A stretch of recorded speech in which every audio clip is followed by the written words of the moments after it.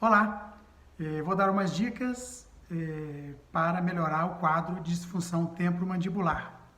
É muito importante você observar suas posturas durante o dia, como você trabalha, como você se senta, se você aperta dentes ao dirigir, quando está trabalhando, está tenso, ao dormir, se você dorme com a cabeça forçando o pescoço para um lado ou para o outro, a altura do seu travesseiro é muito importante, estar de acordo com o seu ombro.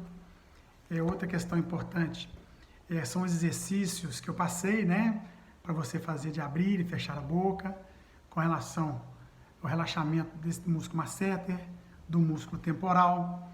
É muito importante o uso da placa à noite, porque ela promove um espaço, uma abertura melhor na articulação, o que melhora o estalido durante o uso. E ela protege, ela funciona como para-choque, além de tudo, ela protege não só os dentes, como todas as estruturas. E é muito importante salientar que os dentes não podem se tocar.